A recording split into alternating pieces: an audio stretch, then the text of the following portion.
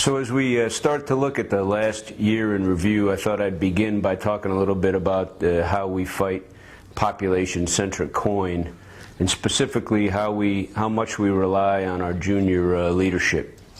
You know, in order to execute population-centric coin, it's a requirement to be out there living amongst the population, and it forces us to spread our forces very, very thin. And in many cases, we've got squads out there that are operating independently, living amongst the population. And when we took over Helmand in March of 2011, we had over 220 positions spread out across the battle space. And in many cases, these positions were being manned and being commanded at the squad level.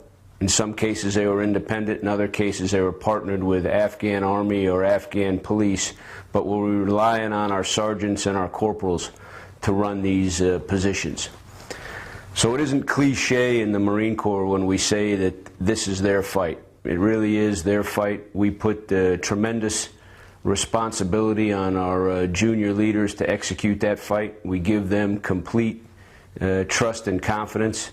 They shoulder a great burden, and quite frankly, they rarely let us down.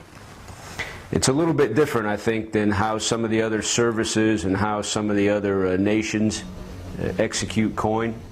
It's not necessarily that our way is better than anybody else's techniques, but that's how we choose to fight coin. And over the last 10 years, we've had great success doing that. We've had great success relying on our junior leaders to accomplish that mission.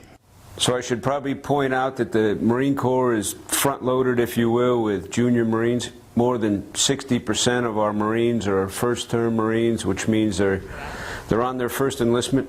So these are young Marines between the ages of about 18 and 21, and frankly, we put tremendous responsibility on their shoulders. And they have, over the course of the last 10 years, certainly lived up to all our expectations, and that's been the case here over the course of the last year in Helmand Province. This clip, you'll see two examples of our junior leaders in action from 1st Battalion, 6th Marines up in Kajiki.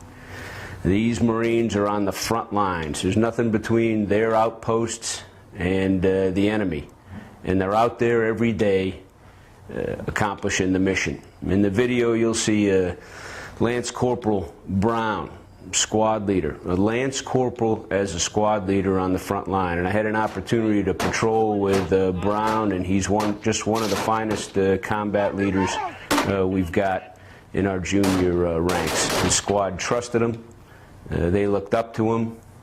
You know, eventually he got combat meritoriously promoted to a corporal, but for the most part he was out there as a Lance Corporal leading the squad every day in combat. This AO that we're at right now is Paddock's. It moves from Abraham's Village to Paddock's, and that's where we're catching most of our contact. We're pushing 2-3 patrols a day, and even if it's your off day, you can expect to go out on QRF to bust your guys out of a bad situation. As a squad leader, you got to be able to take what you're getting from the radio and apply it out on the battlefield. Calm down. Basically controlled chaos. Controlling chaos.